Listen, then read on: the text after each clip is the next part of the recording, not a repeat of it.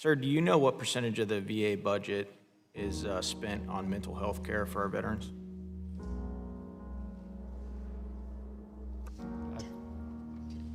Percent-wise, I'd have to do the math, I'm sorry. Could you give me even a ballpark? Anybody up here? I mean, that's a pretty broad question. On the delivery of care, it's upwards of $10 billion.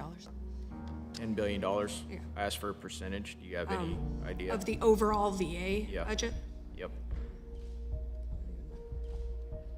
It depends on what the denominator is. I take it for the record to give you an exact percent. You what? I would take it for the record to get you an exact percent. Okay. Next question. Is anybody on the panel, does anyone believe that betrayal, humiliation can lead to depression and poor health care for our nation's veterans? Anybody at all? I see you shaking your head, Mr. McDivitt.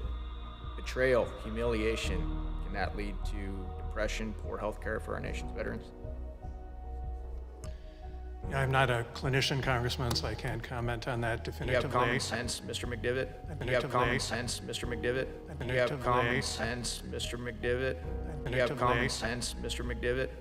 I can say that a significant amount of our care is provided for mental health, and that's certainly the case in our vision, where between, depending on the facility, 15 and 25% of veterans are receiving mental health services. Yep.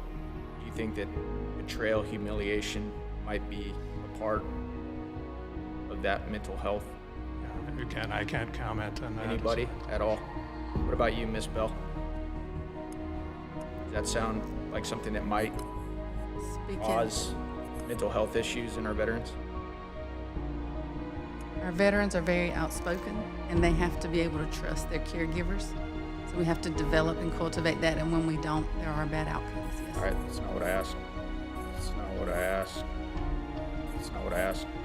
Are any of you guys aware that 73% of our Afghanistan veterans feel betrayed right now? About 67% feel humiliated because of our withdrawal from Afghanistan. And you guys are Veterans Affairs, right? Any of you guys aware of the Brookings Institute survey that came out in November 2021, stating that 73% of our nation's veterans feel betrayed, 67% feel humiliated? No one's aware of that? It's kind of problematic. Well, I can guarantee you, because of that, the findings of that survey and just common sense, that's costing the American taxpayer a lot of money. Knowing that, and since none of you guys even knew it, I'm gonna ask the follow-up question anyway, so I can look at more blank stares, more blank stares, more blank stares, more blank stares. You think this president, commander-in-chief, should own any of the impact and cost on our veterans' health care and the tax dollars that are gonna have to be spent because of their decreasing health care because they feel depressed, humiliated, and betrayed? Does anyone think that the commander-in-chief should take any ownership of that whatsoever?